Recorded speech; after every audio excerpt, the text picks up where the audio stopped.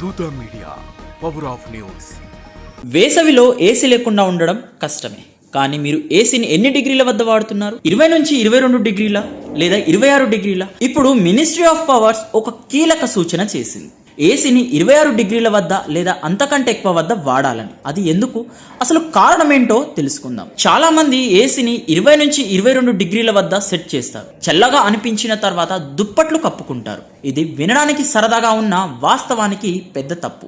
దీంతో విద్యుత్ వృధా, ఆరోగ్య సమస్యలు రెండూ కలగవచ్చు. మన శరీర ఉష్ణోగ్రత సుమారు 36 డిగ్రీలు ఉంటుంది. శరీరం సాధారణంగా 23 నుంచి 39 డిగ్రీల మధ్య ఉష్ణోగ్రతలను తట్టుకోగలదు. కానీ ఏసీని 20 డిగ్రీల కంటే తక్కువగా సెట్ చేస్తే చలి సంబంధిత సమస్యలు, రక్త ప్రసరణలో అంతరాయం, శరీర అసౌకర్యం వంటి సమస్యలు రావచ్చు.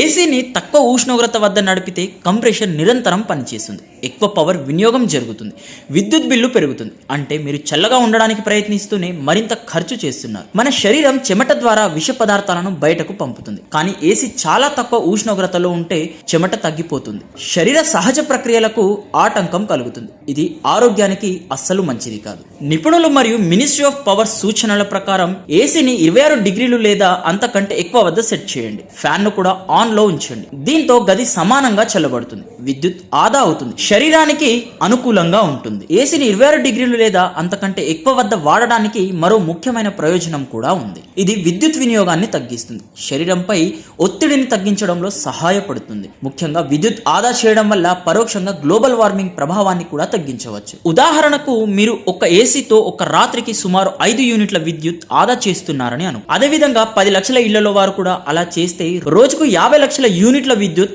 ఆదా అవుతుంది. ఇది కేవలం ఒక నగరం స్థాయిలోనే ఇలా ఉంటే ప్రాంతీయ స్థాయిలో ఈ ఆదా కోట్ల యూనిట్లు చేరే అవకాశం ఉంది. చిన్న మార్పు పెద్ద లాభం. 26 డిగ్రీల వద్ద ఏసీ వాడడం వల్ల మీ ఆరోగ్యం మెరుగుపడుతుంది, విద్యుత్ బిల్లు తగ్గుతుంది, పర్యావరణానికి కూడా మేలు చేసినట్లు జరుగుతుంది. వేసవిలో కూల్ గా ఉండడమే కాదు, స్మార్ట్ గా ఉండడం కూడా చాలా ముఖ్యం.